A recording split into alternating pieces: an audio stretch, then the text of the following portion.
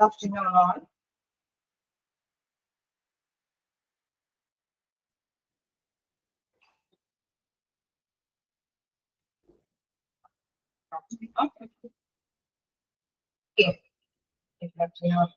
നമ്മള് കഴിഞ്ഞ ദിവസം എടുത്തൊക്കെ വായിച്ചു നോക്കിയിട്ടാണ് അല്ലേ?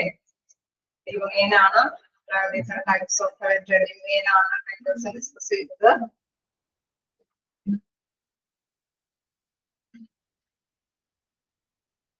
ഓക്കെ,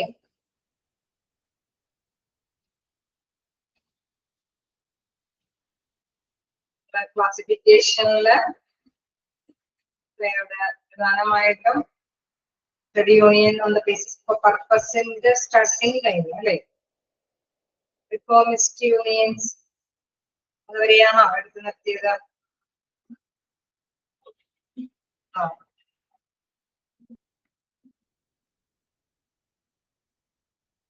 റവല്യൂഷണറി യൂണിയൻസ് തുടങ്ങിയല്ലേ സ്റ്റാർട്ട് ചെയ്യേണ്ടത്?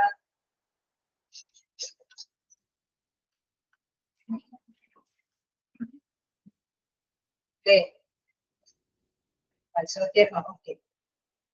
നമുക്കിനി നെക്സ്റ്റ് നോക്കാനുള്ളത് റവല്യൂഷണറി യൂണിയൻസ് ആണ്. അതായത് വിപ്ലവകരമായിട്ടുള്ള യൂണിയനുകളും ഓർഗനൈസേഷനുകളുണ്ട് അല്ലെ? തൊഴിലാളികളുടെ ക്ഷേമത്തിന് വേണ്ടി പ്രവർത്തിക്കുന്ന യൂണിയനുകളുണ്ട്. ചില യൂണിയനുകള് ചില ഉദ്ദേശത്തോടു കൂടിയിട്ട് അവിടെ യൂണിയൻ ഫോം ചെയ്യാറുണ്ട്. അങ്ങനെ വിപ്ലവകരമായിട്ടുള്ള ഒരു നേച്ചറിൽ ഫോം ചെയ്തിരിക്കുന്ന യൂണിയനെ കുറിച്ചിട്ടാണ് നമുക്ക് ഡിസ്കസ് ചെയ്യേണ്ടത്. ഓക്കെ, സ്റ്റാർട്ട് ചെയ്യാം അല്ലേ?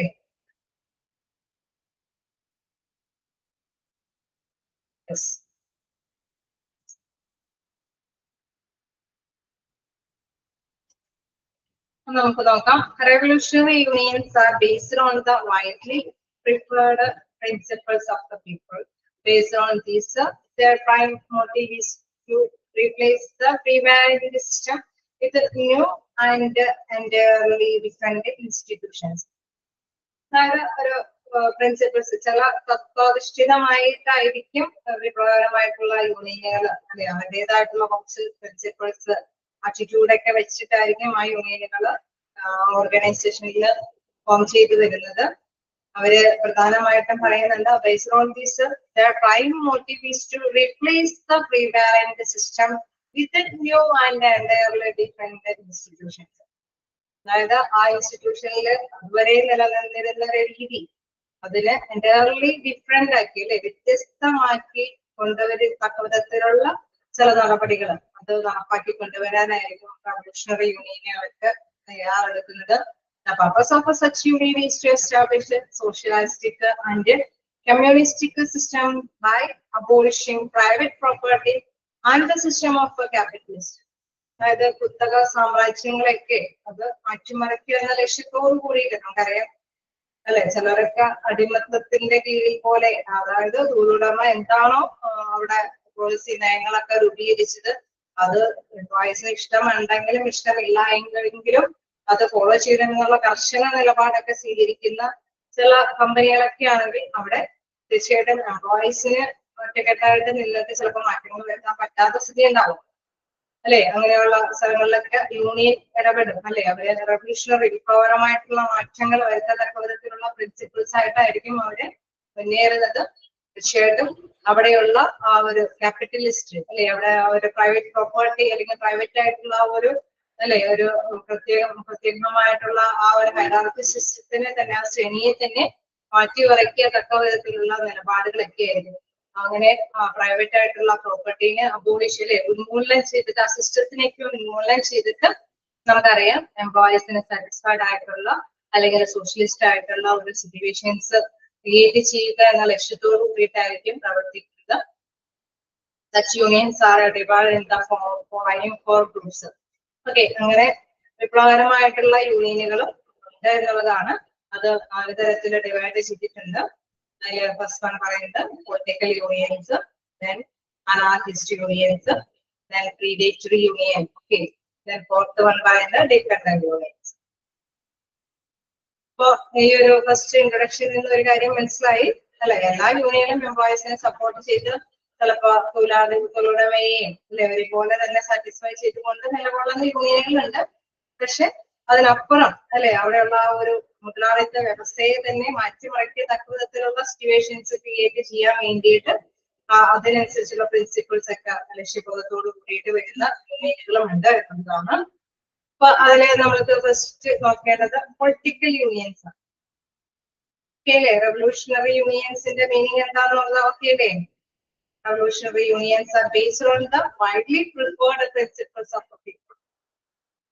Okay, നമുക്കറിയാം അവിടെ റീപ്ലേസ് അവിടെ എന്താ ചെയ്യുന്നത്? Replace the prevalent system with new and entirely different institutions.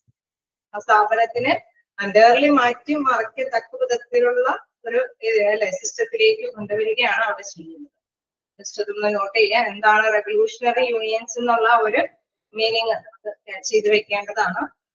Okay, ഇനി റെവല്യൂഷണറി യൂണിയൻസിൽ പെടുന്നത് ഏതൊക്കെയാണ്? Political unions, anarchist unions, predatory unions and dependent unions. 4 ക്ലാസിഫിക്കേഷനും മാർക്ക് വയ്ക്കുക. First one, political unions. നോക്കാം.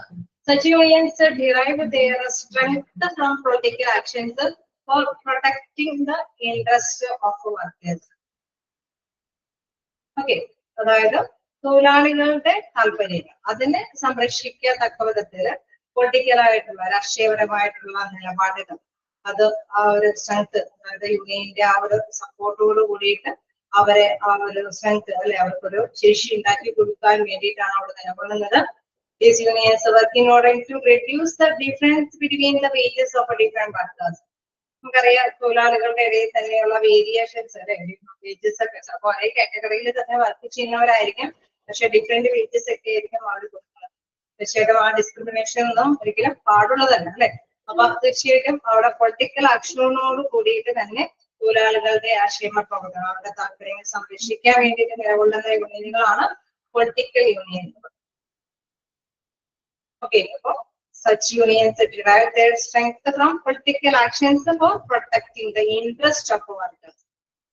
Political unions എന്ന് പറയുന്നത് പൊളിറ്റിക്കൽ ആക്ഷനോട് കൂടിയിട്ട് എന്താണ് വർക്കേഴ്സിന്റെ ഇൻട്രസ്റ്റിനെ പ്രൊട്ടക്ട് ചെയ്യുന്ന യൂണിയനുകളാണ്. Anarchist unions. എന്താണ് അനാർക്കിസ്റ്റ് യൂണിയൻസ് എന്ന് പറയുന്നത്?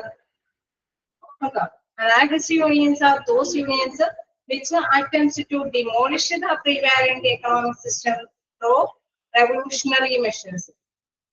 അവിടെ വിപ്ലവകരമായിട്ടുള്ള കണക്കുകൂട്ടലുടെ അടിസ്ഥാനത്തിൽ അവിടെ നിലനിന്നിരിക്കുന്ന സാമ്പത്തികമായിട്ടുള്ള ചട്ടക്കൂട് കാര്യങ്ങളൊക്കെ ഡിമോളിഷ് ഇപ്പൊ ഉന്മൂലനം ചെയ്യുന്ന ഒരു നടപടിക്രമങ്ങളാണ് എവിടെയുള്ളത്? അനാർക്കിസ്റ്റ് യൂണിയൻസ് സ്വീകരിച്ചിരിക്കുന്നത്.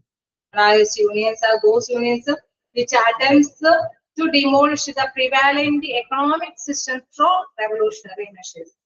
വിപ്ലവകരമായിട്ടുള്ള മെഷർമെന്റ്സിന്റെ അടിസ്ഥാനത്തിൽ നിലനിന്നിരിക്കുന്ന എക്കണോമിക് സിസ്റ്റത്തിനെ അത് ഡിമോളിഷ് ചെയ്യുന്ന ഒരു യൂണിയനാണ് എന്തെന്ന് പറയുന്നത്? അനാർക്കിസ്റ്റ് യൂണിയൻസ് എന്ന് പറയുന്നത്. ചെറുതായിട്ടൊക്കെ നോട്ട് ചെയ്ത് പോവുക.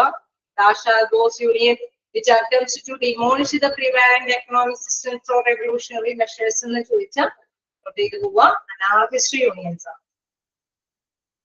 Okay, political unions are revolutionary unions. First one, second one, anarchist unions. The third one, predatory unions. Okay, predatory unions. Such unions do not allow any fixed methodology to work upon. Or fixed they do not remain confined to just one method and keep on finding new means. Just വേണമെങ്കിൽ ചിലപ്പോൾ ഒരു method use ചെയ്യും, വീണ്ടും അത് പുതിയതിലേക്ക് വേണമെങ്കിൽ മാറാനായിട്ട് സാധ്യതയുണ്ട്. They can implement any technique which they feel can result in life and fair. നമ്മളുടെ ക്ഷേമത്തിന് വേണ്ടിയിട്ട് ഏത് മെത്തേഡ് വേണമെങ്കിലും സ്വീകരിക്കാം ഒരു കൃത്യമായിട്ടുള്ള ഒരു നിലപാടൊന്നുമില്ല. അത് മാറി മറിച്ച് അവർക്ക് കൈകാര്യം ചെയ്യാൻ പറ്റുന്ന ഒരു രീതിയാണ്. അത്തരത്തിലുള്ള യൂണിയനുകളെയാണ് എന്തെന്ന് പറയുന്നത്? പ്രിഡേറ്ററി യൂണിയൻസ് എന്ന് പറയുന്നത്. Various types of predatory unions ഉണ്ട്. അതിൽ ഫസ്റ്റ് വൺ പറയുന്നത് ഹോൾഡപ്പ് യൂണിയൻസ് ആണ്. ഗറില്ല യൂണിയൻ ആണ്. ഓക്കെ, എന്താണ് ഹോൾഡപ്പ് യൂണിയൻസ് നോക്കാം. അതായത് പ്രിഡേറ്ററി യൂണിയൻസ് എന്ന് പറയുന്ന ഒരു ഫിക്സഡ് ആയിട്ടുള്ള ഒരു മെത്തഡോളജി ഇല്ല, അത് ഓർത്ത് വെക്കാം. ഇന്ന രീതി അവലംബിച്ചിട്ടുള്ള അവിടെ പ്രാവർത്തികമാകുന്നത്. വേണമെങ്കിൽ മാറ്റിമറിക്കാൻ പറ്റുന്ന ഒരു സാഹചര്യത്തിന്, അതായത് എംപ്ലോയീസിന്റെ ഇൻട്രസ്റ്റ് അനുസരിച്ചിട്ട് വേരിയേഷൻസ് വരുക. Hold up unions. In larger industrial centers, which also work as a business unions, such a union is to be formed. വലിയ വലിയ ഓർഗനൈസേഷനിൽ ഇത്തരത്തിലുള്ള ബിസിനസ് യൂണിയനുകൾ കാണപ്പെടാറുണ്ട്. These unions look like conventional unions and pay attention to establish concurrence between workers and the management interest. Okay, ഇവിടെ തീർച്ചയായിട്ടും പറയുന്നത് തൊഴിലാളികളുടെ management എന്ന് പറയുമ്പോൾ തൊഴിലുടമയ്ക്ക് വേണ്ടിയിട്ട് അവരുടെ താല്പര്യങ്ങളെ സംരക്ഷിക്കുന്നുണ്ട് ആ ഒരു രീതിയാണ്. This trade unions operate through collective bargaining and paying to respect to law, order and the employer-employee agreements. Okay, ഇവിടെ അവരെന്താണ് പ്രധാനമായിട്ട് നമുക്കറിയാം, അവിടെ പ്രശ്നങ്ങളൊക്കെ എംപ്ലോയീസും തമ്മിൽ ഉണ്ടാകും. തീർച്ചയായിട്ടും അത് പരിഹരിക്കാനായിട്ട് ചർച്ചകളൊക്കെ സംഘടിപ്പിച്ച് അവിടെ നിയമങ്ങളെയൊക്കെ റെസ്പെക്ട് ചെയ്ത് അങ്ങനെയൊക്കെ ഒരു എഗ്രിമെന്റിന്റെ ബേസിലാണ് തീർച്ചയായിട്ടും അവിടെ അവിടത്തെ അസിസ്റ്റൻസ് ഒക്കെ ഫോളോ ചെയ്തു പോകുന്നത്. However, in practical terms, they do not follow any standard principle and there is no genuine concern for the right and welfare for the non-members of. Practical സാഹചര്യത്തിൽ നോക്കുകയാണെങ്കിൽ ഇതിൽ മെമ്പർഷിപ്പ് ഒന്നും ഇല്ലാത്തവർക്ക് ഇങ്ങനത്തെ കാര്യങ്ങളൊന്നും അവർ ശ്രദ്ധപ്പെടുത്തുന്നില്ല. ജെന്യൂൻ ആയിട്ടുള്ള ആക്ഷൻസ് ഇല്ല.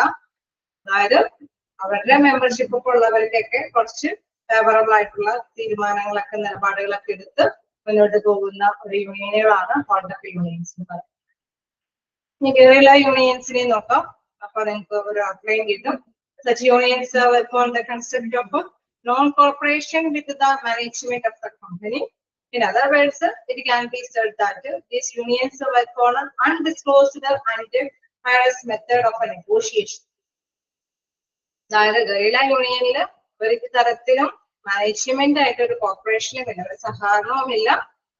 അവർ ഡിസ്ക്ലോസ്ഡ് ഫയർനെസ് മെത്തഡ് ഫയർനെസ് മെത്തഡ് എന്ന് വെച്ചാൽ അവരെ ഭീഷണിപ്പെടുത്തിക്കൊണ്ട് എന്തും ചർച്ചകളൊന്നും പങ്കെടുക്കാനായിട്ട് അല്ലെങ്കിൽ നല്ലൊരു എഗ്രിമെന്റിലേക്ക് എത്താനായിട്ടുള്ള ഒരു മെത്തേഡ് ഒന്നും അവിടെ ഇല്ല.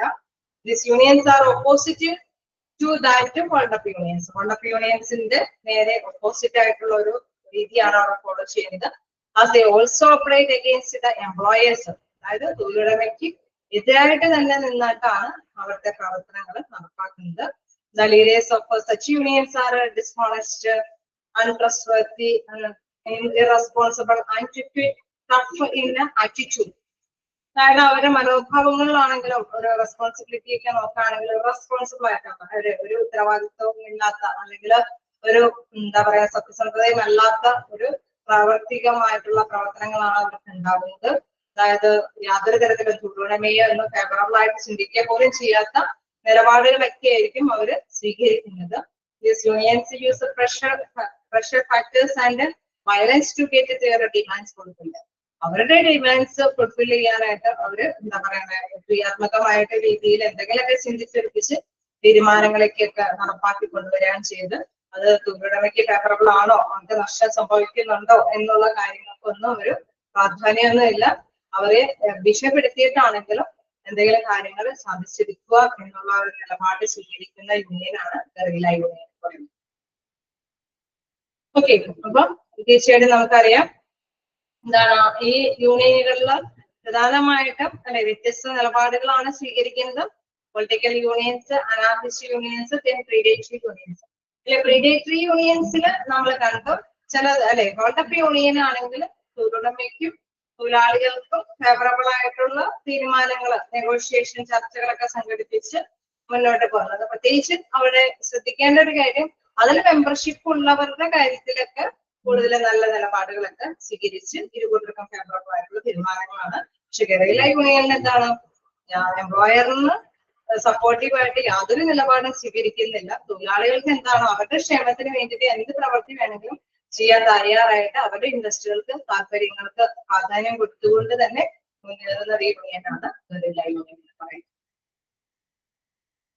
ഓക്കെ, ഇപ്പൊ പ്രീഡേറ്ററി യൂണിയനിൽ വരുന്നതാണ് hold up union. Hold up യൂണിയന്റെ ഒരു ഓപ്പോസിറ്റ് ആയിട്ടുള്ള ഒരു യൂണിയനാണ് ഇതിന് വിശേഷിപ്പിക്കാൻ ഗറില്ല യൂണിയൻ എന്ന് വിശേഷിപ്പിക്കാം. ഓക്കെയാണോ? എന്താണ് റെവല്യൂഷണറി യൂണിയൻ എന്നുള്ളത്? യാണ് റെവല്യൂഷണറി യൂണിയൻസിൽ വരുന്നതാണ് പൊളിറ്റിക്കൽ യൂണിയൻസും അനാർക്കിസ്റ്റ് യൂണിയൻസും പ്രീഡേറ്ററി യൂണിയൻസും.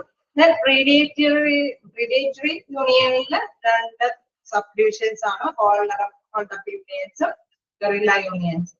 ഇത് ഒന്നിനോട് ഓപ്പോസിറ്റ് ആയിട്ടുള്ള പ്രവർത്തനങ്ങളാണ് കാഴ്ചവെക്കുന്നത്. യൂണിയനുകൾ ചോദിക്കുമ്പോൾ അല്ലെ, നമ്മളെ കുറച്ച് അല്ലാതെ തന്നെ മുകളിലും കുറെ യൂണിയനുകളൊക്കെ കണ്ട് പഠിച്ചു പോയതാണ്. സോ ക്വസ്റ്റ്യൻസുകളൊക്കെ വരുമ്പോഴെല്ലാം കൂടി മിക്സ് ചെയ്ത് തരും. സോ ആൻസേഴ്സ് ഓപ്ഷൻസുകളൊക്കെ തരും. അപ്പൊ അതൊന്ന് മസ്റ്റായിട്ട് തന്നെ അല്ലെ മനസ്സിലാക്കി തന്നെ പോകാനായിട്ട് ശ്രമിക്കാം. ഉപകാരമായിട്ടുള്ള യൂണിയനുകളാണ് നമ്മൾ കണ്ടിരിക്കുന്ന ക്ലാസിഫിക്കേഷൻ. ഹെഡിങ്സുകളെങ്കിലും മസ്റ്റായിട്ടും അതിനോട് ചേർന്ന വിധത്തിൽ പഠിച്ചു വയ്ക്കാം. Political unions, anarchist unions, predatory unions. പ്രീഡേറ്ററിയിലെ രണ്ട് വിഭാഗങ്ങളാണ്, hold up unions, guerrilla unions. Clear അല്ലേ? ഒക്കെയാണ്. അയച്ചു നോക്കേണ്ടതുണ്ടോ?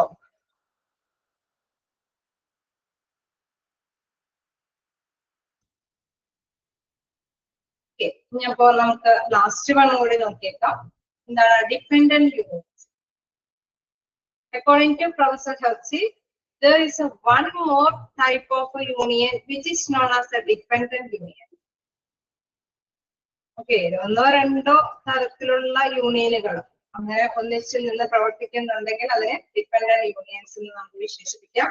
A key characteristics of such union is that it depends on any other forms of unions, either fully or partially. അല്ലെ, ചില യൂണിയനുകൾ എന്ന് പറഞ്ഞു കഴിഞ്ഞാൽ ഒരു വിഭാഗം എന്താ പറയുക അലിയൻസിനത്തിന്റെ ഒരു നേച്ചർ ആണെങ്കിൽ മറുവിഭാഗം വിപ്ലവകരമായിട്ടുള്ള നേച്ചറും കൂടി അവലംബിക്കുന്ന ഒരു തരത്തിലുള്ള യൂണിയൻ അല്ലെ.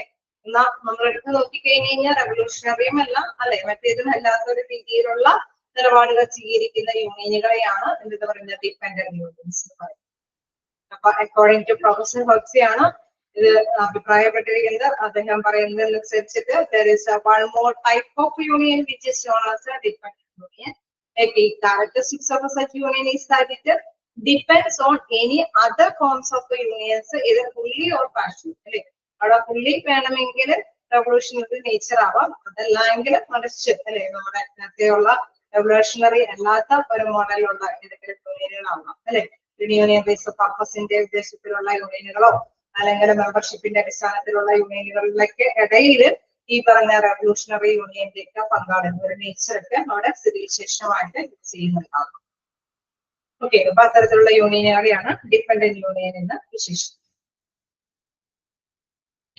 പൂർണ്ണമായോ ഭാഗികമായിട്ടോ മറ്റേതെങ്കിലും തരത്തിലുള്ള യൂണിയനുമായിട്ട് ചേർത്തിരുന്നു. നമുക്ക് ഇനി നെക്സ്റ്റ് നോക്കാനുള്ളത് classification of union on the basis of membership structure ആണ്.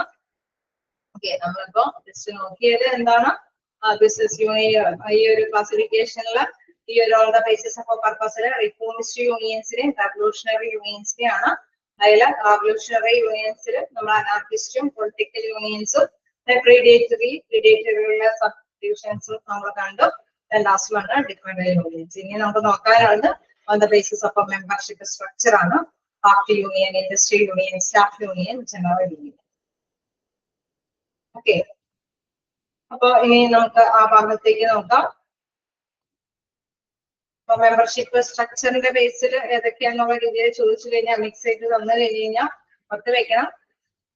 മെമ്പർഷിപ്പ് സ്ട്രക്ചറിന്റെ ബേസിലുള്ളത് craft union, general union, industrial union and staff union, 4 ഉള്ളത്. Okay, about trade unions can be classified into the following type of based on the membership structure. First one are craft unions. Okay, being constituted by the employee of a similar craft specialization or occupation crafts. Union is the simplest kind of a trade union. Okay, similar ആയിട്ടുള്ള ഒരു craft വർക്കുകളൊക്കെ ചെയ്യുക അല്ലെ, ഒരേപോലത്തെ തന്നെ വർക്കുകൾ specialisation ഒക്കെ ഒരേപോലെ തന്നെ എടുക്കുന്നത്. നമ്മൾ പറയില്ലേ ഓരോന്നിനും സ്പെഷ്യലൈസേഷൻ, ഇന്ന ഏത് സ്പെഷ്യലൈസേഷൻ ആണെന്ന് ചോദിക്കുന്നത് എന്തുകൊണ്ടാണ്? അവര് ഏത് കാറ്റഗറിയിൽ പെടുന്നതാണെന്ന് അറിയാൻ വേണ്ടിയിട്ടാണ് അല്ലെ. ഇപ്പൊ ഡ്രൈവേഴ്സ് ഒക്യുപ്പേഷൻ ആയിരിക്കാം, എന്തായാലും അല്ലെ. തൊഴിലിന്റെ മേഖല എടുത്ത് നോക്കിക്കാലും നമുക്കറിയാം ഓരോരുത്തർക്കും ഓരോരുത്തരുടേതായ പ്രോബ്ലംസ് ആയിരിക്കും അല്ലെ. ഡ്രൈവേഴ്സിനുള്ള ഇഷ്യൂസ് ആയിരിക്കില്ല ടീച്ചേഴ്സിന് ഉണ്ടാകുന്നത്, ടെക്നീഷ്യന്മാർക്ക് വേറെ ആയിരിക്കും അല്ലെ. എല്ലാവർക്കും ഓരോരോ ഇഷ്യൂസുകളായിരിക്കും. സോ ഒറ്റയ്ക്ക് നിന്ന് ബാർഗെയിൻ ചെയ്യാനായിട്ട് ബുദ്ധിമുട്ടായതുകൊണ്ട് തന്നെ അവരൊക്കെ എന്താണ് ഒരു ഗ്രൂപ്പ് ഓഫ് അല്ലെ പേഴ്സൺസ് ആയിട്ട് ഐഡിയേഴ്സ് യൂണിയൻ എന്നൊക്കെയുള്ള രീതിയിൽ അല്ലെങ്കിൽ ഇൻ കേസ് അല്ല ടീച്ചേഴ്സ് യൂണിയൻ അങ്ങനെയൊക്കെ ഓരോ അസോസിയേഷനൊക്കെ ആയിട്ട് രൂപീകരിച്ചിട്ടാണ് അവർ അവരുടേതായിട്ടുള്ള ഇഷ്യൂസിനൊക്കെ സൊല്യൂഷൻസ് കണ്ടെത്തുന്നത്. അപ്പൊ അത്തരത്തിലുള്ള യൂണിയനെയാണ് ക്രാഫ്റ്റ് യൂണിയൻ എന്ന് പറയുന്നത്. Being constituted by the employees of a similar craft specialization or occupation. Craft union is the simplest kind of a trade union. However, it does not matter in what the industry or a trade they are involved in. Okay, നമുക്കറിയാം ഇല്ലേ അവിടെ ശരിക്കും പറഞ്ഞാൽ എങ്ങനെയാണ് ഇത് വ്യാപൃതമാക്കണേന്ന് നമുക്ക് അവരുടേതായിട്ടുള്ള പ്രശ്നം ഒറ്റയ്ക്ക് നിന്ന് കൈകാര്യം ചെയ്യാൻ പറ്റാത്തത് കൊണ്ടാണ് അവര് ഒന്നിച്ച് ഇങ്ങനെ ഒറ്റക്കെട്ടായിട്ട് നിൽക്കുന്നത്. Such unions are popularly called horizontal unions. The main logic behind the emergence of such union is that the workers, especially of a non-managerial nature of the same craft or a profession, have similar issues. Some examples of craft unions are diverse associations, labor associations, etc. Okay, തൊഴിലാളികളുടെ സംഘടനകൾ അല്ലെങ്കിൽ ഡ്രൈവേഴ്സിന്റെ സംഘടനകൾ എന്നൊക്കെ പറയുന്നത് തീർച്ചയായിട്ടും നമുക്കറിയാം അവരുടേതായിട്ടുള്ള problems solve ചെയ്യാൻ വേണ്ടിയിട്ടാണ് അല്ലെ. അവരെ ഈ ക്രാഫ്റ്റ് യൂണിയനെ വിളിക്കുന്ന മറ്റൊരു പേരെന്ന് പറയുന്നത് ഹൊറിസോണ്ടൽ യൂണിയനാണ്. അതായത് നമുക്കറിയാം ഇപ്പൊ ഒരു ഓർഗനൈസേഷനിൽ തന്നെ ഇൻ കേസ് നമുക്കറിയാം ഒരു സ്ഥാപനത്തിൽ തന്നെ അല്ലെ ഒരുപാട് പേരുകൾ വർക്ക് ചെയ്യുന്നു. ഹോസ്പിറ്റലിൽ തന്നെ നമ്മൾ കൺസിഡർ ചെയ്ത് കഴിഞ്ഞാൽ അവിടെ ഒരുപാട് ഡ്രൈവേഴ്സ് ഉണ്ടാവും അല്ലെ, ആംബുലൻസ് ഡ്രൈവേഴ്സ് ഉണ്ടാവും. അതേമാതിരി തന്നെ മെയിൻ ആയിട്ടുള്ള ഡോക്ടേഴ്സിനെ അവരെയൊക്കെ കൊണ്ടുവരുന്ന ഡ്രൈവേഴ്സ് ഉണ്ടാവും അല്ലെ. ചിലപ്പോ ആ വലിയ വലിയ ഓർഗനൈസേഷൻ ഇപ്പൊ പ്രൊഡക്ഷൻ ഓറിയന്റഡ് ആയിട്ടുള്ള ഒരു ബിസിനസ് ഒക്കെ ആണെങ്കിലും തീർച്ചയായിട്ടും നമുക്കറിയാം മാനുഫാക്ചറിംഗ് ഡിപ്പാർട്ട്മെന്റ്, സെല്ലിംഗ് ഡിപ്പാർട്ട്മെന്റ് ഒക്കെ അങ്ങനെയൊക്കെയുള്ള വ്യത്യസ്ത ഡിപ്പാർട്ട്മെന്റിൽ തന്നെ അല്ലെ ഇൻവെന്ററി ഡിപ്പാർട്ട്മെന്റ് ഒക്കെ ആ വ്യത്യസ്ത മേഖലകളിൽ വർക്ക് ചെയ്യുന്നവരുണ്ടാവും. അവർക്ക് നൈറ്റ് ഡ്യൂട്ടി ഒക്കെ കഴിയുമ്പോൾ തീർച്ചയായിട്ടും ചിലപ്പോൾ ലീവ് ഒക്കെ ആവശ്യമുണ്ടാവാം. ഓക്കെ, അപ്പൊ അവരുടേതായിട്ടുള്ള പ്രശ്നങ്ങൾ അവരെല്ലാവരും ഒന്നിച്ച് ഒറ്റക്കെട്ടായിട്ട് നിന്നിട്ടാണ് സൊല്യൂഷൻസ് കണ്ടെത്താൻ സാധിക്കുന്നത്. ഇൻ കേസ് നമുക്കറിയാം അത് ഒരു ഇൻഡസ്ട്രിയുടെ ഉള്ളിൽ തന്നെ ഇൻ കേസ് എല്ലാ തരത്തിലുള്ള ഡ്രൈവേഴ്സിനും അല്ലെ കോമൺ ആയിട്ട് പ്രശ്നങ്ങൾ അവതരിപ്പിച്ചിട്ട് അവരൊന്നിച്ച് തന്നെ സപ്പോർട്ടീവായിട്ട് അവരുടേതായിട്ടുള്ള നിലപാടുകൾ സ്വീകരിക്കാനായിട്ട് ഇഷ്യൂസുകൾ അല്ലെ അവരുടെ പ്രോബ്ലംസുകളൊക്കെ സോൾവ് ചെയ്യാനായിട്ട് ഒന്നിച്ചൊക്കെ ഉണ്ടായിരുന്നു. ഓരോ ഇൻഡസ്ട്രിയിൽ തന്നെ ഒറ്റക്കെട്ടായിട്ട് നിലകൊള്ളുന്നതുകൊണ്ട് അവരുടെ പ്രശ്നങ്ങൾ സോൾവ് ചെയ്യാൻ ശ്രമിക്കുന്നുണ്ടാവും. അതേപോലെ തന്നെ പൊതുവായിട്ട് ഒരു എഡ്യൂക്കേഷനിൽ തന്നെ വർക്ക് ചെയ്യുന്നവര് അവര് പൊതുവായിട്ട് അവരുടെ എന്തെങ്കിലും അല്ലെ ഇൻ കേസ് പെൻഷനും കാര്യങ്ങളൊക്കെ നേടുന്നതിനൊക്കെ വേണ്ടിയിട്ട് പൊതുവായിട്ട് തന്നെ നിന്നുകൊണ്ടായിരിക്കും അവര് ബാർഗെയിൻ ചെയ്യാനായിട്ട് ശ്രമിക്കുന്നത്. സോ അങ്ങനെയുള്ള യൂണിയനെയാണ് നമ്മൾ എന്ത് പറയുന്നത് ക്രാഫ്റ്റ് യൂണിയൻ എന്ന് പറയുന്നത്. അപ്പൊ ക്രാഫ്റ്റ് യൂണിയനെ നമുക്ക് മറ്റൊരു പേരിൽ അറിയപ്പെടാം ഹൊറിസോണ്ടൽ യൂണിയൻ. അതിന്റെ എക്സാമ്പിൾ ഒക്കെ ജസ്റ്റ് ഒന്ന് നോട്ട് ചെയ്ത് പോവാ. ഡ്രൈവേഴ്സ് അസോസിയേഷൻ, ലേബർ അസോസിയേഷൻ അല്ലെ നമ്മുടെ നോട്ടിൽ തന്നിരിക്കുന്ന എക്സാമ്പിൾസ് ഒക്കെ ജസ്റ്റ് നോട്ട് ചെയ്ത് പോവാ. ഓക്കെ, ഇനി വീണ്ടും ജനറൽ യൂണിയൻസിലേക്ക് പോകും. General unions emerge when the workers of any industry, location, job or occupation from a union in order to safeguard all the interests of workers. An example of a general union in Jamshedpur. Okay, general union ഇപ്പൊ ഒരു place ഒരു നിശ്ചിത പ്ലേസിൽ ചിലപ്പോ ആണെങ്കിൽ ഭയങ്കര അല്ലെ മണ്ണിടിച്ചിലും കാര്യങ്ങളൊക്കെ ഉള്ള പ്ലേസിൽ അവിടെ വിവിധ ഇൻഡസ്ട്രികളൊക്കെ ഉണ്ടാവും, അവിടെ സ്ഥാപിച്ചിട്ടുണ്ടാവും. അവിടെ ആ മേഖലകളിലൊക്കെ വ്യത്യസ്ത വ്യവസായശാലകളിലൊക്കെ വർക്ക് ചെയ്യുന്നവരൊക്കെ ഉണ്ടാവും, അല്ലെങ്കിൽ ഫാക്ടറികളിൽ ഒക്കെ വർക്ക് ചെയ്യുന്നവരുണ്ടാവും. അപ്പൊ അവരെല്ലാം തന്നെ ആ മേഖലകളിലുള്ള എല്ലാവരെല്ലാം തന്നെ ചില കാര്യങ്ങൾ ഫേസ് ചെയ്യുന്നുണ്ടാവും അല്ലെ. മണ്ണിടിച്ചിലൊക്കെ വരാണെങ്കിൽ ആ മേഖലകളിലുള്ളവരെയൊക്കെ ബാധിക്കാനായിട്ട് സാധ്യതയുണ്ട്. അപ്പൊ ഒരു സ്പെഷ്യൽ ലൊക്കേഷൻ ബേസ് ചെയ്തിട്ട് അവർക്ക് അല്ലെ മൊത്തത്തിൽ എന്തെങ്കിലും ഇഷ്യൂസുകൾ അതിനെ അഭിമുഖീകരിക്കേണ്ടതുണ്ടെങ്കിൽ അവരെല്ലാവരും ഒറ്റക്കെട്ടായിട്ട് നിന്നുകൊണ്ട് ബാർഗെയിൻ ചെയ്യാനായിട്ട് ശ്രമിക്കും അല്ലെ. ഒരു പേഴ്സൺ ഒരു കട അല്ലെങ്കിൽ ഒരു ഷോപ്പ് ഒറ്റയ്ക്ക് നിന്ന് കഴിഞ്ഞാൽ ആരും അത് മൈൻഡ് ചെയ്യണമെന്നില്ല അല്ലെ. അപ്പൊ ഗ്രൂപ്പ് ഓഫ് പേഴ്സൺസ് അവിടെ ഒന്നിച്ച് അല്ലെങ്കിൽ ഗ്രൂപ്പ് ഓഫ് ഷോപ്പ് ബിസിനസ് സ്ഥാപനങ്ങൾ അല്ലെങ്കിൽ കമ്പനികളൊക്കെ ഒന്നിച്ച് നിന്നിട്ട് ബാർഗെയിൻ ചെയ്യുമ്പോൾ തീർച്ചയായിട്ടും നമുക്കറിയാം അതിന്റെ സ്ട്രെങ്ത് കൂടുതലായിരിക്കും. സോ അതിന് സൊല്യൂഷൻ കണ്ടെത്തേണ്ടത് ആവശ്യമായിട്ട് വരും.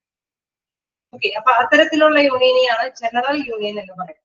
അവിടെ ഒരു സ്പെഷ്യൽ ഇൻഡസ്ട്രിയോ ഒരു സ്പെഷ്യൽ ഒക്യുപ്പേഷനോ അല്ല വരുന്നത്, മൊത്തത്തില് ആ ഒരു ലൊക്കേഷനെ ബേസ് ചെയ്തിട്ട് വരുന്ന പ്രോബ്ലത്തിന് സൊല്യൂഷൻ കണ്ടെത്താനായിട്ടാണ് ആ യൂണിയനുകൾ ഫോം ചെയ്യുന്നത്. ഓക്കെ, ക്ലിയർ ആവുന്നുണ്ടോ? ആണോ? ക്രാഫ്റ്റ് യൂണിയനെ പറയുന്ന മറ്റൊരു പേര് മാറിപ്പോകരുത്. പല യൂണിയനുകളൊക്കെ ആകുമ്പോൾ ബുദ്ധിമുട്ടുകൾ ഉണ്ടാവരുത്. ക്രാഫ്റ്റ് യൂണിയനെ പറയുന്ന മറ്റൊരു പേര് ഹൊറിസോണ്ടൽ യൂണിയൻ. അതിന്റെ എക്സാമ്പിൾസ് ഒക്കെ ഓർത്ത് വെക്കുക. ജനറൽ യൂണിയൻ എന്ന് പറയുമ്പോൾ ഓർത്ത് വെക്കേണ്ടത് safe guard of all the interest of workers അല്ലെ. അവിടെ സുരക്ഷാ ഭീഷണിയുമായി ബന്ധപ്പെട്ട ആ വിഭാഗക്കാർക്ക് എല്ലാവർക്കും എന്തെങ്കിലും ഇഷ്യൂസുകളൊക്കെ ഉണ്ടെങ്കിൽ അതിനെ തരണം ചെയ്യുന്നതിന് ഒറ്റക്കെട്ടായിട്ട് നിന്ന് ബാർഗെയിൻ ചെയ്യാനായിട്ട് ശ്രമിക്കുന്നു. ഇനി ഇൻഡസ്ട്രിയൽ യൂണിയൻസ് നോക്കാം. ഇപ്പൊ ഒരു ഇൻഡസ്ട്രി ബേസ് ചെയ്തിട്ടാണ് അവിടെ പറയുന്നത്. when the workers from various categories of the same industry join together to form a union, such a union is called industrial union or vertical union. Okay, ഒരു industry നമുക്കറിയാം, ഇപ്പൊ ഒരു ഓർഗനൈസേഷൻ സൂപ്പർവൈസേഴ്സ് അല്ലെ, ഒരു industry തന്നെ ഒരുപാട് production unit ആണെങ്കിൽ service oriented ആണെങ്കിലും നമുക്കറിയാം ഓരോ മേഖലകളിലൊക്കെ സൂപ്പർവൈസേഴ്സ് ഒക്കെ ഉണ്ടാവും അല്ലെ. ഏത് ഡിപ്പാർട്ട്മെന്റ് ആണെങ്കിൽ ഇപ്പൊ ഹോസ്പിറ്റൽ ആണെങ്കിൽ നമുക്കറിയാം അവിടെ എന്താണ് ന്യൂറോളജി അല്ലെങ്കിൽ cardiology, nephrology. In case production oriented ആണെങ്കിൽ ഇൻവെന്ററി, സെയിൽസ് അല്ലെ, അങ്ങനെയൊക്കെയുള്ള ഡിപ്പാർട്ട്മെന്റുകളൊക്കെ ഉണ്ട്.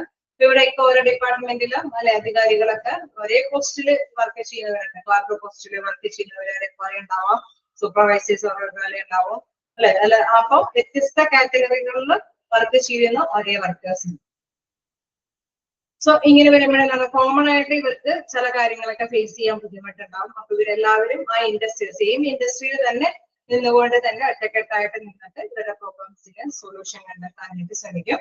Then the workers from various categories of the same industry join together to form a union. Such union is called the industrial union or vertical union. Clearly, എന്താണ് industrial union എന്ന് പറയുമ്പോൾ ഒരു industry പല different കാറ്റഗറിയിലും ഒരേ same ജോലിയുമായി ബന്ധപ്പെട്ട് വരുന്ന ഇഷ്യൂസുകളെ ഒറ്റക്കെട്ടായിട്ട് എടുക്കുകയാണ്. ഓക്കെ, അപ്പൊ വെർട്ടിക്കൽ യൂണിയനിലും ഒന്ന് ചോദിച്ചു കഴിഞ്ഞാലൊന്നും മാറിപ്പോകരുത്. The reason behind such union is that workers of the same industry working at different levels are guided under the set of same rules and regulations administered by the same management and have almost the same problems. Okay, നമുക്കറിയാം ഇപ്പൊ ആ ഒരു കമ്പനിയിലാവുമ്പോൾ rules and regulations ഒക്കെ same ആയിരിക്കും അല്ലെ. എല്ലാ ഡിപ്പാർട്ട്മെന്റിലും എല്ലാവരും തന്നെ ഫോളോ ചെയ്യേണ്ടതൊക്കെ സെയിം ആയിരിക്കും. സോ നമുക്കറിയാം ഇവര് അഭിമുഖീകരിക്കുന്ന പ്രശ്നങ്ങളൊക്കെ ഒറ്റക്കെട്ടായിട്ട് നിന്നിട്ട് സോൾവ് ചെയ്യാനായിട്ടായിരിക്കും അവിടെ പെട്ടെന്ന് സാധ്യത. സൊല്യൂഷൻ കണ്ടെത്തുന്നതായിട്ടോ ഒരാൾ ചെന്നുകൊണ്ട് എന്തെങ്കിലും പ്രോബ്ലംസ് എനിക്ക് ഇങ്ങനെ പ്രോബ്ലം ഉണ്ടെന്ന് പറയുന്നതും അല്ലെ, വിവിധ ഡിപ്പാർട്ട്മെന്റിലുള്ള കാറ്റഗറൈസ് ചെയ്തിരിക്കുന്ന പേഴ്സൺസ് ഒന്നിച്ചു നിന്നുകൊണ്ട് നിലപാടുകൾ എടുക്കണമെന്ന് പറയുമ്പോൾ തീർച്ചയായിട്ടും നമുക്കറിയാം സൊല്യൂഷൻസ് കണ്ടെത്തുന്നത് ഒന്നിച്ചു നിന്ന് ബാർഗെയിൻ ചെയ്യുമ്പോഴായിരിക്കും. Examples of these unions are the ജിംനെ കാംപൂർ കംസാർ union at Bombay and Rashtriya Mazdoor സഗ. അതായത് ആ കാലഘട്ടത്തിന്റെ കുറച്ച് എക്സാമ്പിൾസ് ഞങ്ങൾ തന്നേ ഉള്ളൂ, മനസ്സിലാക്കി എടുക്കാം. ഡിഫറെന്റ് കാറ്റഗറൈസ് ചെയ്തിരിക്കുന്ന മേഖലകളിൽ സെയിം ആയിട്ടുള്ള ജോലികൾ പ്രത്യേകിച്ചും ഒരു ഇൻഡസ്ട്രിയിൽ നിലനിന്നുകൊണ്ട് ഒരേ റൂൾസ് ആൻഡ് റെഗുലേഷൻസ് ഫോളോ ചെയ്തുകൊണ്ട് തന്നെ മുന്നേറി പോകുമ്പോഴുണ്ടാകുന്ന ഇഷ്യൂസിനെ തരണം ചെയ്യുന്ന ആ ഒരു യൂണിയനെയാണ് എന്താ പറയുക ഇൻഡസ്ട്രിയൽ യൂണിയൻ അല്ലെങ്കിൽ എന്താണ് നമ്മുടെ വെർട്ടിക്കൽ യൂണിയൻ എന്ന് വിശേഷിപ്പിക്കും. ഓക്കെ, മാർക്ക് ചെയ്ത് പോകാനായിട്ട് ശ്രമിക്കാട്ടോ. The same industry joined together to form a union. Such union is called industrial union or vertical union. Then after the staff union ആണ്.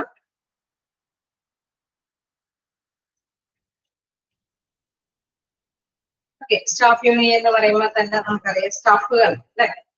These unions consist of both the industrial and craft union. Okay, ഈ പറഞ്ഞ മാതിരി ഇൻഡസ്ട്രിയുടെ same ഇൻഡസ്ട്രിയിൽ തന്നെയാണ് അല്ലെങ്കിൽ craft ആയിട്ട് ഉള്ള യൂണിയനുകളൊക്കെ തന്നെയാണ്.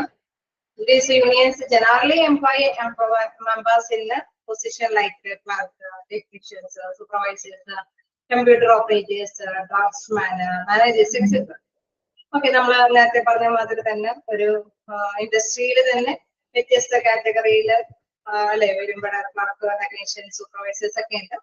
അവര് ഇൻഡസ്ട്രിയുടെ ഉള്ളിൽ നിന്നുകൊണ്ട് ഒന്നിച്ച് ബാർഗെയിൻ ചെയ്തിട്ട് അവിടുത്തെ റൂൾസ് ആൻഡ് റെഗുലേഷൻസുമായി ബന്ധപ്പെട്ട എന്തെങ്കിലും കാര്യങ്ങൾ നേടിയെടുക്കാൻ കഴിയും. പക്ഷെ ഇവിടെ പുറത്തു നിന്ന് അല്ലെ മറ്റു കമ്പനികളിൽ നിന്നും ഇതേമാതിരി തന്നെ ക്ലർക്കുമാരും ടെക്നീഷ്യന്മാരും സൂപ്പർവൈസേഴ്സ് ഒക്കെ ഉണ്ട്. അവരെല്ലാം കൂടി ഒന്നിച്ച് നിന്ന് ബാർഗെയിൻ ചെയ്യാനായിട്ട് വരുമ്പോൾ അവർക്ക് എന്താണ് പ്രോബ്ലംസ് ഈ പറഞ്ഞ മാതിരി അതിന് അല്ലെ അവിടെ നേരത്തെ പറഞ്ഞ ഡ്രൈവേഴ്സ് അസോസിയേഷനെ പോലെ തന്നെ ഉള്ള കാറ്റഗറൈസ് ചെയ്ത് വരുന്ന ഒരു കാര്യം തന്നെയാണ്. പക്ഷെ ഒരു സ്റ്റാഫുകളാണ് അല്ലെ ഏതെങ്കിലും ഒരു കമ്പനിയുടെ അധികമായിട്ടുള്ള ഓക്യുപ്പേഷൻ അല്ലെ ആ ഒരു കലാപരമായിട്ടുള്ള ക്രാഫ്റ്റും കാര്യങ്ങളല്ലാതെ തന്നെ അല്ലെ ഇവിടെ തീർച്ചയായിട്ടും നമുക്കറിയാം ഇവര് ക്ലർക്കുമാരൊക്കെ സൂപ്പർവൈസർമാരൊക്കെ ഒരു പൊസിഷനാണ് വരുന്നത്. അപ്പൊ അത്തരത്തില് അവർക്ക് എന്തെങ്കിലുമൊക്കെ ആനുകൂല്യങ്ങൾ അല്ലെങ്കിൽ അവരുടെ പ്രോബ്ലംസിനൊക്കെ ഒരു സൊല്യൂഷൻ കണ്ടെത്തുന്നതിന് വേണ്ടിയിട്ടാണ് ഒന്നിച്ച് നിലകൊള്ളുന്നത്. അത്തരം യൂണിയനുകളെയാണ് ഇതുമായിട്ട് സ്റ്റാഫ് യൂണിയനുകൾ. Employees working in the health and service are also permitted to join these unions. Women are also active members of such unions. അപ്പൊ ഇവിടെ പറയുന്ന മറ്റൊരു കാര്യം എന്ന് പറയുന്നത് ഈ യൂണിയനുകളിലൊക്കെ വുമൺസുകളൊക്കെ അല്ലെ അവിടെ കൂടുതലായിട്ട് അല്ലെ മുന്നേറ്റം നിന്നുകൊണ്ട് തന്നെ അവരുടെ പ്രോബ്ലംസിനൊക്കെ സൊല്യൂഷൻസ് കണ്ടെത്താനായിട്ട് നിലപാടെടുക്കാറുണ്ടെന്നുള്ളതാണ്. Employees working in health and service are also permitted to join this union. ഈ യൂണിയനുകളിലൊക്കെ ഹെൽത്ത് കെയർ ഡിപ്പാർട്ട്മെന്റിലൊക്കെ ഉള്ള മെമ്പേഴ്സുകളൊക്കെ ഇതിൽ ജോയിൻ ചെയ്തിട്ട് അല്ലെ ഒന്നിച്ച് നിന്ന് ബാർഗെയിൻ ചെയ്ത് അവർക്ക് സൊല്യൂഷൻസ് കണ്ടെത്താറുണ്ടെന്നുള്ളതാണ്. അപ്പൊ ഓരോരുത്തരേക്ക് എന്താണ് 4 മെമ്പർഷിപ്പ് ആൻഡ് സ്ട്രക്ചറിന്റെ ബേസിൽ 4 യൂണിയനുകളാണ്. Craft unions, general unions, industrial unions and staff unions. Horizontal യൂണിയൻസും വെർട്ടിക്കൽ യൂണിയൻസും ഒക്കെ ഉള്ളത് ചോദിച്ചു കഴിഞ്ഞാൽ മാറിപ്പോവാതിരിക്കാനായിട്ടും ശ്രദ്ധിക്കാം. വെർട്ടിക്കൽ യൂണിയൻ എന്ന് പറയുമ്പോൾ ഇൻഡസ്ട്രിയൽ യൂണിയൻ ആണ് എങ്കിൽ ഹൊറിസോണ്ടൽ യൂണിയൻ എന്ന് പറയുന്നത് ക്രാഫ്റ്റ് യൂണിയൻ. ഓക്കെ, ഒന്ന് ജസ്റ്റ് വായിച്ചു നോക്കാം. നമ്മുടെ യൂണിയന്റെ ക്ലാസിഫിക്കേഷൻ അതോടെ കഴിയാണ്. ജസ്റ്റ് വായിച്ചു നോക്കാം.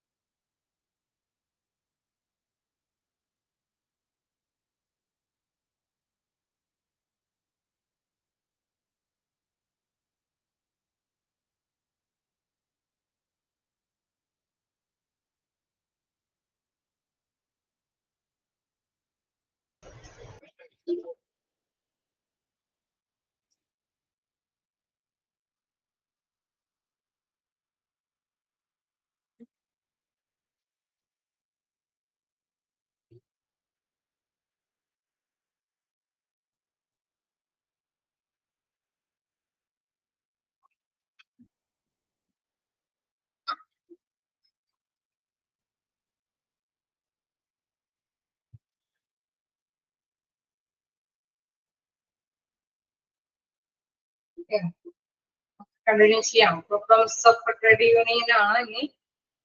അല്ലേ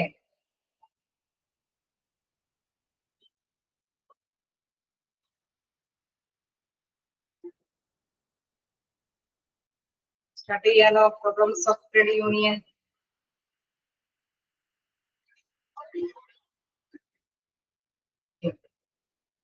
നമുക്ക് നോക്കാം എന്താണ് ട്രേഡ് യൂണിയന്റെ പ്രോബ്ലംസുകൾ എന്താണെന്നുള്ളത് നോക്കാം.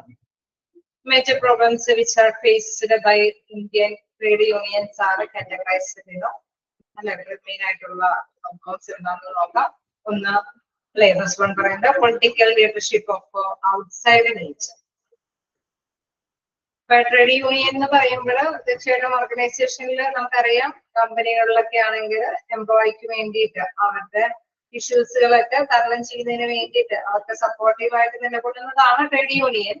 പക്ഷെ ചിലപ്പോഴെങ്കിലും അത് ബുദ്ധിമുട്ടുണ്ടാവാനായിട്ടുള്ള സാധ്യതകളും ഉണ്ട് അല്ലെ. നമ്മളിപ്പോ നേരത്തെ കണ്ടു ചെറുതി പറഞ്ഞോളാം തൊഴിലുടമയ്ക്ക് തൊഴിലാളികൾക്കും ചേർന്ന വിധത്തിലല്ലാതെ പ്രവർത്തിക്കുന്ന യൂണിയനുകളും ഒക്കെ ഉണ്ടാവും അല്ലെ. അപ്പൊ ഇവിടെ പ്രധാനമായിട്ടും പറയുന്നത് most of the trade unions in India have always got a leadership from outside their system. അല്ലെ, അവിടെ പുറത്തു നിന്ന് ഒരു ലീഡർഷിപ്പിന്റെ കാര്യത്തോട് കൂടിയിട്ടാണ് മോസ്റ്റ് ഓഫ് ദ ട്രേഡ് യൂണിയനുകളും ഇൻഡസ്ട്രിയിൽ നിലകൊള്ളുന്നത്. The leadership is drawn from different political parties. അല്ലെ, പ്രത്യേകമായിട്ടും രാഷ്ട്രീയ പാർട്ടികളുടെ നേതൃത്വം അവരുടെ ഒരു കൺട്രോളിംഗ് പവർ ആയിരിക്കും മിക്കവാറും ട്രേഡ് യൂണിയനിൽ ഉണ്ടാവുന്നത്. Trade union were brought into existence by political parties of India, which played a crucial role from outside to lead the trade union.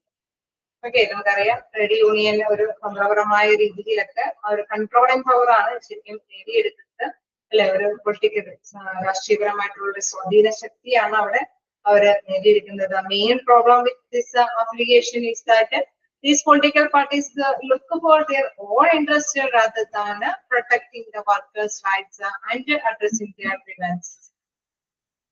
Okay, തൊഴിലാളികളുടെ ക്ഷേമത്തിന് വേണ്ടിയിട്ടാണ് യൂണിയനുകൾ പ്രവർത്തിക്കുന്നു എന്ന് പറയുന്നതൊക്കെ ശരിയാണ്. പക്ഷെ ഈ ഔട്ട്സൈഡേഴ്സിന്റെ പ്രധാന ലക്ഷ്യം എന്താണ്?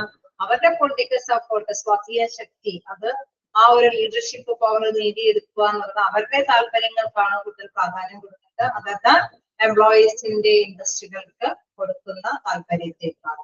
ഓക്കെ, അവരുടെ ആവശ്യങ്ങൾ, അവരുടെ റൈറ്റ്സുകളുടെ ഒരു സംരക്ഷകനായിട്ടാണ് ട്രേഡ് യൂണിയൻ നിലകൊള്ളുന്നത് എങ്കിലും പക്ഷെ അവിടെ നടപ്പാക്കി പോകുന്നത് പൊളിറ്റിക്കൽ ആയിട്ടുള്ള കുറച്ച് ലീഡർഷിപ്പ് പവറാണ് അവിടെ നടപ്പാക്കി പോകാനായിട്ട് അവര് ശ്രമിക്കുന്നത്. ഓക്കെ, ഫസ്റ്റ് പ്രോബ്ലം പറയുന്നത് political leadership of outside nature. Okay, clear അല്ലേ? ാണോ? അവിടെ പ്രധാനമായിട്ടും പറയുന്നത് എന്താണ്? തൊഴിലാളികളുടെ ഇൻട്രസ്റ്റിന് പകരം എന്താണ് അവിടെ പൊളിറ്റിക്കൽ ആയിട്ടുള്ള ഒരു സ്വാധീന ശക്തി, ഇതിനാണ് കൂടുതൽ പ്രാധാന്യം കൊടുക്കാൻ ശ്രമിക്കുന്നത്. Their own interest rather than protecting the workers' right and addressing their grievances. ആ പോയിന്റ് ആണ് അവിടെ നോട്ട് ചെയ്യുന്നത്. Okay, political leadership outside nature. Second point നോക്കുകയാണെങ്കിൽ എന്താണ്? Multiple unions. ഓക്കെ, ഒരു ഓർഗനൈസേഷൻ, ഒരു കമ്പനിയൊക്കെ എടുത്തു കഴിഞ്ഞു കഴിഞ്ഞാൽ എന്താണ്? പല വിവിധ രാഷ്ട്രീയ പാർട്ടികളുടെ നേതൃത്വത്തിലുള്ള യൂണിയനുകൾ ഉണ്ടാവും. ഉണ്ടാവാൻ സാധ്യതയുണ്ടാവും. വ്യത്യസ്ത യൂണിയനുകളൊക്കെ ഉണ്ടാവുമോ ചില കമ്പനികളിൽ? ഉണ്ടാവും അല്ലെ. നമുക്കറിയാം കോളേജ് ലെവലില് എല്ലാ ലെവലിലും അത് യൂണിയനുകൾ വ്യത്യസ്തമായിട്ടുള്ള യൂണിയനുകളാണ് അല്ലെ. അപ്പൊ അവിടെയും നമുക്കറിയാം കമ്പനികളിലാണെങ്കിൽ വ്യത്യസ്ത യൂണിയനുകളൊക്കെ ഉണ്ട്. These are multiple union both the industry and the plant level. Plant level തോട്ടം തൊഴിലാളികളുടെ ഇടയിലാണെങ്കിലും വ്യവസായ സ്ഥാപനങ്ങളാണെങ്കിലും ഒന്നിലധികം യൂണിയനുകൾ ഉണ്ടാവാനായിട്ടുള്ള സാധ്യതകളുണ്ട്. These unions sometimes work for a contradictory purpose and hence pose a grave threat to industrial harmony and peace.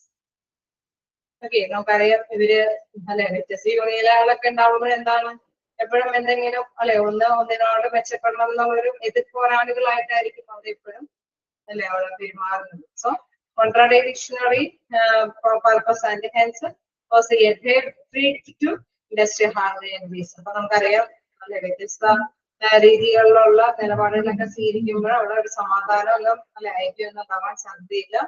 That this problem of a multiple union arises when there are two or more trade unions in the same plant or industry. ഇങ്ങനെയുള്ള കാര്യം വരാനായിട്ടുള്ള സാധ്യത എന്ന് പറയുമ്പോൾ രണ്ടോ അതിൽ കൂടുതലോ യൂണിയനുകൾ ഒരു ഇൻഡസ്ട്രിയിൽ തന്നെയാണ്. They attempt to outdo each other and put rival claims on each other. Such unions compare with each other in their functions. Okay, നമുക്കറിയാം അവര് അല്ലെ പൊതുവെ attempt to outdo each other and put rival claims. അവര് എപ്പോഴെന്താണ് പരസ്പരം അല്ലെ അവരെക്കാളും വെട്ടിക്കണം അല്ലെങ്കിൽ അവരുടെ കുറ്റം അങ്ങനെയൊക്കെയുള്ള രീതിയിലായിരിക്കും നിലപാടുകളൊക്കെ എടുത്ത് മുന്നോട്ട് പോകാനായിട്ട് ശ്രമിക്കുന്നത്. അവരുടെ പ്രവർത്തനങ്ങളെല്ലാം തന്നെ each other in their functions അല്ലെ അവര് കമ്പയർ ചെയ്തിട്ട് താരതമ്യം ചെയ്തിട്ടുള്ള ഫങ്ഷൻസ് തന്നെയായിരിക്കും. Situation arises due to the presence of various craft union in our industry. അപ്പോൾ നമുക്കറിയാം വ്യത്യസ്ത ക്രാഫ്റ്റ് യൂണിയനുകളൊക്കെ ഇൻഡസ്ട്രിയിൽ വരാനായിട്ടുള്ള സാധ്യതകളുണ്ട്. അല്ലെ ഓരോരുത്തർക്കും ഓരോരോ ഗ്രൂപ്പുകളൊക്കെ ഓരോ ഇൻ കേസ് അവരുടെ അണ്ടറിലാണ് അവരുടെ അണ്ടറിൽ തന്നെ കുറച്ച് അല്ലെ ഗ്രൂപ്പുകളൊക്കെ വരാനായിട്ടുള്ള സാധ്യതകളുണ്ട്. Higher degree of negative impact compared to positive impact is noticed on the employee-employer relations due to the existence of a multiple unions. വ്യത്യസ്ത യൂണിയനുകളൊക്കെ ഉണ്ടാകുമ്പോൾ തൊഴിലുടമയ്ക്ക് ഏത് യൂണിയനെ സപ്പോർട്ട് ചെയ്യണമെന്ന് അറിയാൻ പറ്റാത്തൊരവസ്ഥയാണ്. അപ്പൊ എംപ്ലോയിനെ തമ്മിലെ അല്ലെ നമുക്കറിയാം ഒരേപോലെ കാണാൻ പറ്റാത്തൊരവസ്ഥയാണ്. എല്ലാ യൂണിയനിലെ മെമ്പേഴ്സിനൊക്കെ ഒരേപോലെ കണ്ടുപോകാനായിട്ടുള്ള ഒരു വിശേഷം അവിടെ പര്യാപ്തമല്ലാത്തൊരവസ്ഥയാവും. കാരണം എന്താണ് മൾട്ടിപ്പിൾ യൂണിയൻസ് ഉള്ളത്. ഓക്കെയാണോ? വായിച്ചു നോക്കാം.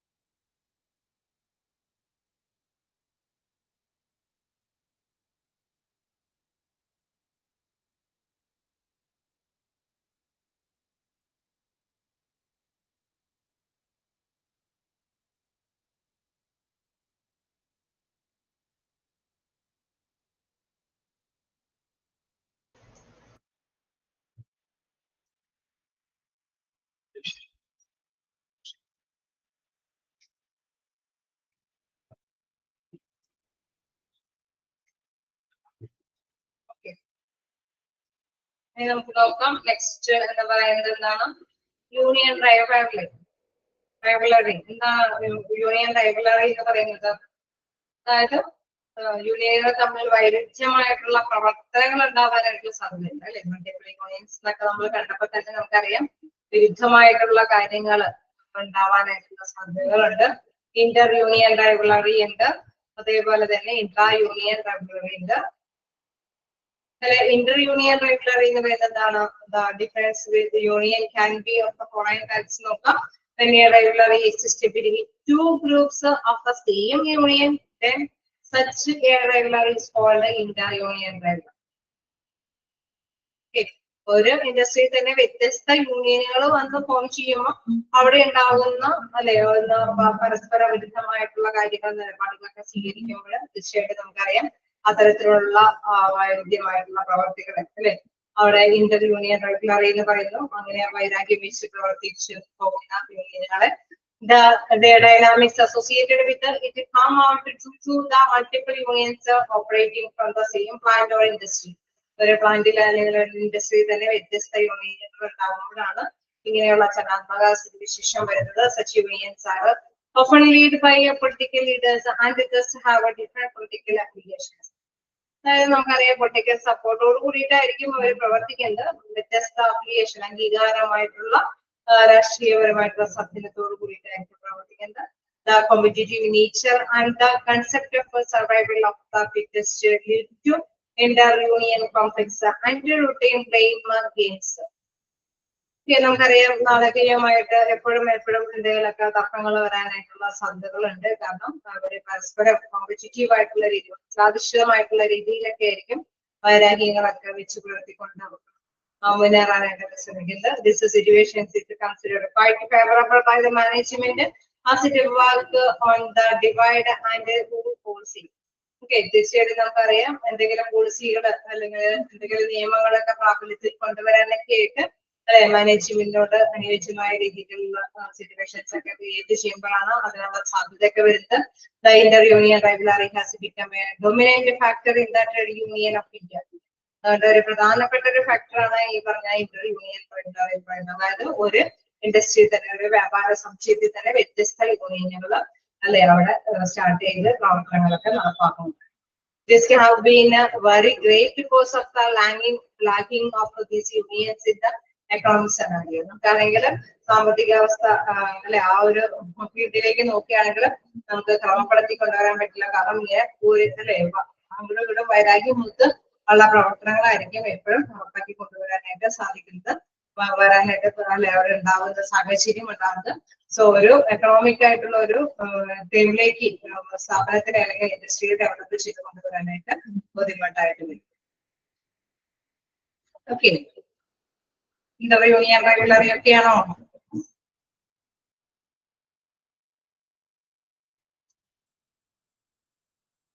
ഫസ്റ്റ് പോയിന്റ് ഒന്ന് ഓർത്ത് വെച്ചേക്കാം.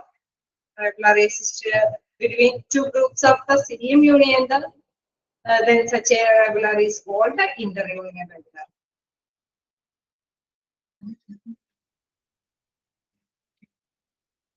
Okay, ഇനി അടുത്തൊരു പോയിന്റിലേക്ക് പോവുകയാണെങ്കിൽ ഇൻട്രാ യൂണിയൻ റൈവലറിയാണ്.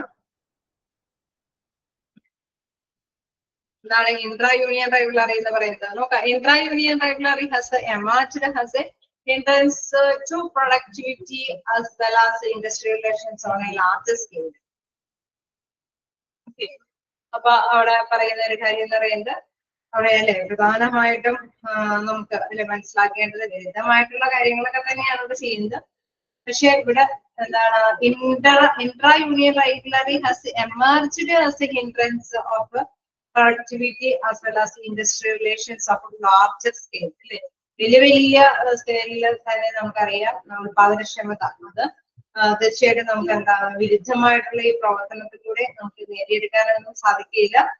പക്ഷെ as stated by the National Commission on Labour, through healthy competition is an essential part of the trade union democracy. It is still an impact to the system severely if influenced by the individual interest. As well the recommendation of NCL, the intra-union rivalry should be dealt by the central workers only. അതായത് intra-union റെഗുലറി എന്ന് പറയുന്നത് ഈ ഒരു യൂണിയനിൽ തന്നെ വ്യത്യസ്ത ഒരു ഇൻഡസ്ട്രിയിൽ തന്നെ വ്യത്യസ്ത യൂണിയനുകൾ പ്രവർത്തിക്കുന്നുണ്ടെന്ന് പറഞ്ഞു.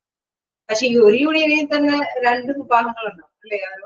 ഒരാള് യൂണിയനിൽ തന്നെ എന്തെങ്കിലും നിലപാടുകൾ സ്വീകരിക്കുമ്പോൾ അടുത്ത കൂട്ടർ അതിന് പോസിറ്റീവായിട്ട് അല്ലെ. നമുക്കറിയാം അതിൽ വോട്ടിംഗ് സെക്ഷനിലേക്കൊക്കെ ലീഡ് ചെയ്യുമ്പോൾ നമുക്കറിയാം കുറച്ച് വോട്ടർ ഉണ്ടാവുള്ളൂ. കാരണം അവിടെ വ്യത്യസ്ത അഭിപ്രായക്കാരുണ്ടാവും അല്ലെ. അങ്ങനെ വ്യത്യസ്ത അഭിപ്രായക്കാരുണ്ടാവാൻ സാധ്യതയില്ലെങ്കിൽ തീർച്ചയായിട്ടും തർക്കങ്ങൾക്ക് ഒരു ചാൻസ് കുറവാണ് അല്ലെ. തർക്കങ്ങൾക്ക് ഒരു പരിഹാര മാർഗം കണ്ടെത്താൻ പറയുന്നത് ബുദ്ധിമുട്ടായ ഒരു കാര്യമാണ്. The regulatory bodies are designated to settle these disputes and the labor courts should come forward to help on a group request or an order by the concerned government where a central organization fails to settle the dispute. Okay. അപ്പൊ central ആയിട്ടുള്ള ഈ ഓർഗനൈസേഷനിലെ എന്തെങ്കിലും ഈ ഡിസ്പ്യൂട്ടുകളൊക്കെ തർക്കങ്ങളൊക്കെ പരിഹരിക്കാനായിട്ട് പറ്റിയില്ല തീർച്ചയായിട്ടും എന്താണ് അവിടെ പ്രത്യേകമായിട്ട് അവിടെ ഡിസ്പ്യൂട്ടുകൾ കൈകാര്യം ചെയ്യുന്നതിന് വേണ്ടിയിട്ട് തന്നെ റെഗുലേറ്ററി ബോഡീസ് ഡിസൈൻ ചെയ്യാണ്. അതായത് നമുക്കറിയാം ഓരോ വിഭാഗത്തിനും അല്ലെ ഓരോ പ്രത്യേകമായിട്ടുള്ള ധാരാളം കാറ്റഗറികളും അത് തരണം ചെയ്യാനായിട്ട് എടുക്കേണ്ടതായിട്ട് വരും. കാരണം നമുക്കറിയാം ഒരു യൂണിയന്റെ ഉള്ളിൽ തന്നെ പരസ്പര വിരുദ്ധമായിട്ടുള്ള ഗ്രൂപ്പുകൾ ഫോം ചെയ്തിട്ടുള്ള അല്ലെ അവിടെ വിരുദ്ധമായിട്ടുള്ള അല്ലെങ്കിൽ വൈരാഗ്യ പ്രവർത്തനങ്ങളാണ് നടപ്പാക്കുന്നതെങ്കിൽ അത് സെറ്റിൽ ചെയ്യാനായിട്ട് ബുദ്ധിമുട്ടാണ്. സാധാരണ രീതിയിലുള്ള ചിലപ്പോൾ സെറ്റിൽ ചെയ്യാൻ പറ്റില്ല. ഗവൺമെന്റിന്റെയൊക്കെ ഇടപെടലോടുകൂടി മാത്രമാണ് അതൊക്കെ സെറ്റിൽ ചെയ്ത് പോകാനായിട്ട് സാധിക്കുന്നത്. അപ്പോ the major cause of industrial disputes are inter and intra unions rivalries. പ്രധാനപ്പെട്ട ഒരു പ്രോബ്ലം പറയുന്നത് ഈ പറഞ്ഞ ഇന്റർ ആൻഡ് ഇൻട്രാ യൂണിയൻ റൈവലറീസ് ആണ്. They also weaken the trade union movement over the country and affect the collective bargaining power of the trade union. Okay, നമുക്കറിയാം ഇത് trade യൂണിയനിൽ ഇങ്ങനെ എന്തെങ്കിലുമൊക്കെ വീക്ക് സംഭവിക്കുമ്പോഴുണ്ടാകുന്ന പ്രത്യേകത എന്താണ്? കളക്റ്റീവ് ബാർഗൈനിങ് ചെയ്യാനായിട്ടുള്ള പവറും അവർക്ക് കുറഞ്ഞു വരും അല്ലെ. അപ്പൊ കളക്റ്റീവ് ബാർഗൈനിങ് എഫക്റ്റീവായിട്ട് നടപ്പാക്കണമെങ്കിൽ നമുക്കറിയാം നല്ലൊരു ബെറ്റർ റിലേഷൻഷിപ്പ് വേണം. അതല്ലാതെ ഈ പരസ്പര വിരുദ്ധമായിട്ട് നിന്നുള്ള നിലപാടുകളുമായിട്ട് ട്രേഡ് യൂണിയനുകളെ പ്രവർത്തിച്ചു കഴിഞ്ഞാൽ തീർച്ചയായിട്ടും നമുക്ക് ഒരു സ്ട്രോങ് ആയിട്ട് നല്ലൊരു ഡിസിഷൻസ് എടുത്ത് മുന്നേറാനായിട്ട് ബുദ്ധിമുട്ടായിരുന്നു. ഓക്കെ, അപ്പൊ എന്താണ് ഇൻട്രാ അല്ലെങ്കിൽ ഇന്റർ യൂണിയൻ എന്നൊക്കെ ഒന്ന് നമുക്ക് വരാം.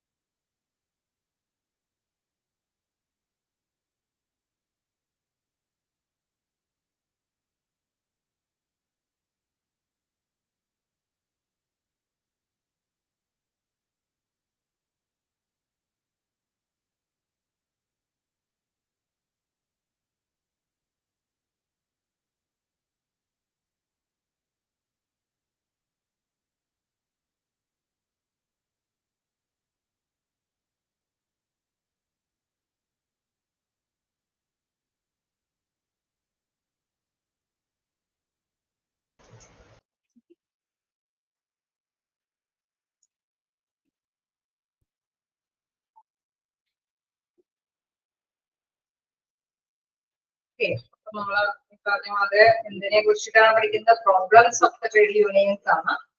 അപ്പൊ അതിൽ നമ്മൾ ഫസ്റ്റ് കണ്ടത് political leadership of outside nature ആണ്. പിന്നെ മൾട്ടിപ്പിൾ യൂണിയൻസ് വരുന്നു, ദെൻ യൂണിയൻ റൈവലറി വരുന്നു. ആ യൂണിയൻ റൈവലറിയിലാണ് ഇന്റർ യൂണിയനും ഇൻട്രാ യൂണിയൻ റൈവലറിയും വരുന്നത് അല്ലെ. പിന്നെ അടുത്ത ഒരു പ്രോബ്ലം എന്ന് പറയുന്നത് small size of union membership ആണ്. Small size of union membership എന്ന് പറയുന്നത് എന്താണ്? അതായത് ഈ പറഞ്ഞ യൂണിയനുകളൊക്കെ ഉണ്ട്, ചിലർക്കൊക്കെ യൂണിയനൊന്നും സജീവമായിട്ടൊന്നും പോകുന്നുണ്ടാവില്ല, ചിലർക്കൊക്കെ ഈ പറഞ്ഞ മാതിരി ഭയങ്കര രാഷ്ട്രീയ പോലുള്ളൊക്കെ സൃഷ്ടിച്ച് ഉണ്ടാവാം. നോക്കുക, the strength and financial health of a trade union comes from its size, that is the number of members. നമുക്കറിയാം യൂണിയന്റെ സ്ട്രെങ്ത് എന്ന് പറയുന്നത് അവരുടെ മെമ്പേഴ്സിന്റെ സ്ട്രെങ്ത് ആണ് അല്ലെ.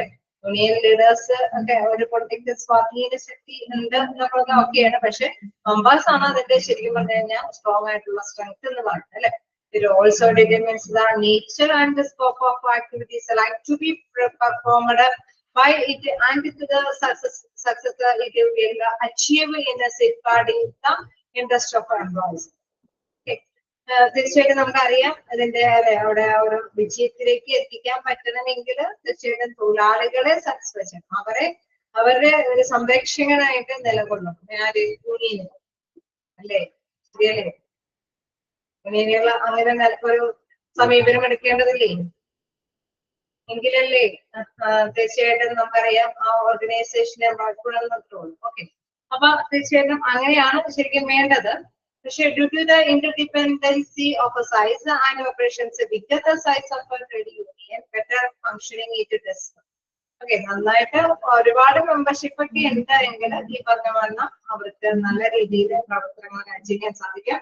However, India has witnessed the decrease in the size of a trade union in recent years, due to which the issues of a small size have been faced by a trade union.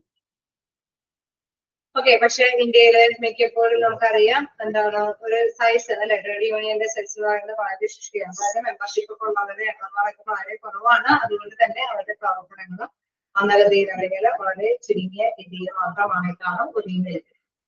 Small size of union membership ആണ് നമ്മൾ കണ്ടത്. അതായത് ഇതില് പ്രധാനമായിട്ട് എടുത്ത് പറയുന്നത് എന്താണ്? ഒരുപാട് അല്ലെ ഫിനാൻഷ്യലി നമുക്കറിയാം ഇവിടെ ബാർഗെയിനിങ് ചെയ്യണമെങ്കിലൊക്കെ അല്ലെ ഇവിടെ പറയുന്നുണ്ട് ഒരുപാട് ഫിനാൻഷ്യൽ പൊസിഷൻ വരാനുള്ള സാധ്യതയും അടുത്ത പോയിന്റ് ആയിട്ട് വരുന്നുണ്ട്. പക്ഷെ ഇവിടെ പ്രധാനമായിട്ട് നമ്മൾ ഡിസ്കസ് ചെയ്യുന്ന കാര്യം എന്ന് പറയുന്നത് interdependence of size and operations. Bigger the size of a trade union, better functioning it is. വലിയ സൈസ് ഒരുപാട് മെമ്പർഷിപ്പ് ഒക്കെ ഉണ്ടെങ്കിൽ ഒരുപാട് പ്രവർത്തനങ്ങളൊക്കെ കാഴ്ചവെക്കാൻ സാധിക്കും. പക്ഷേ അവർ India has witnessed a decrease in the size. അതിന്റെ ആ വലിപ്പം ട്രേഡ് യൂണിയനിലുള്ള മെമ്പർഷിപ്പിന്റെ വലിപ്പം കുറഞ്ഞു വരികയാണ് അല്ലെ. അതുകൊണ്ട് തന്നെ നമുക്കറിയാം ഒരുപാട് പ്രോബ്ലംസുകളൊക്കെ സോൾവ് ചെയ്യാനായിട്ട് ഇവരെ കൊണ്ട് സാധിക്കും. വീണ്ടും പൂവർ ഫിനാൻഷ്യൽ പൊസിഷൻ ഇത് തന്നെയാണ് റിപ്പീറ്റ് ചെയ്ത് വരുന്നത്. അതായത് for the effective functioning of the trade union it is desirable that they must have a good financial status.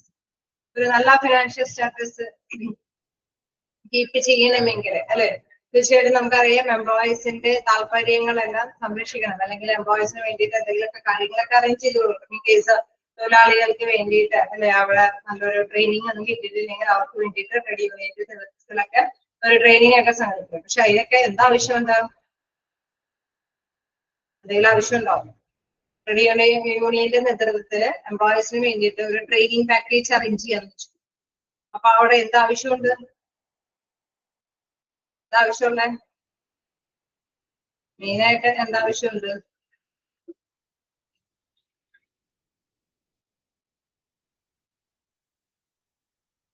അതായിരിക്കും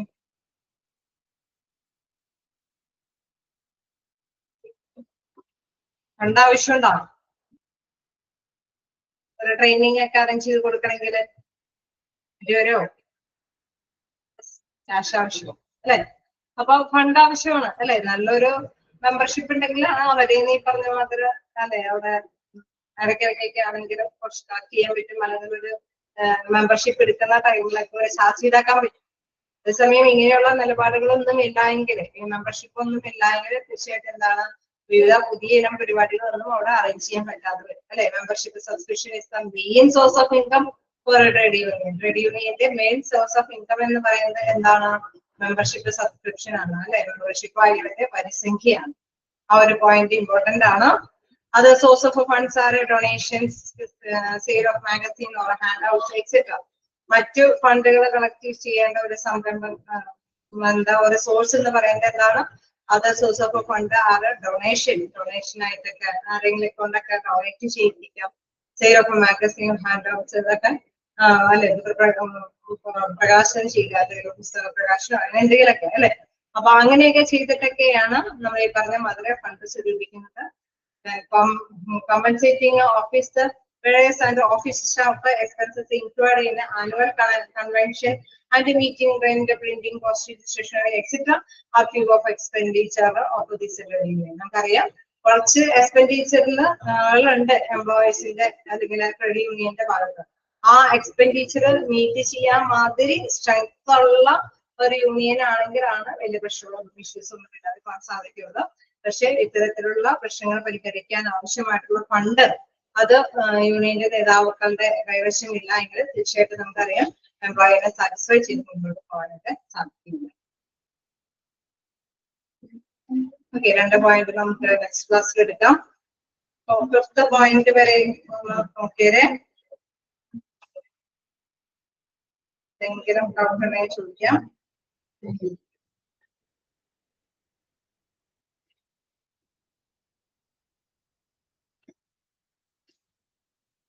ഓക്കെയാണോ? ക്ലിയർ ആണോ? എന്തെങ്കിലും പോയിന്റ് കിട്ടാത്തതുണ്ടോ? ഇല്ല. അപ്പൊ വായിച്ചിട്ട് വരാൻ തന്നെ ശ്രമിക്കാം. എന്തായാലും വായിക്കാൻ തന്നെ ശ്രമിക്കാം. Okay, thank you.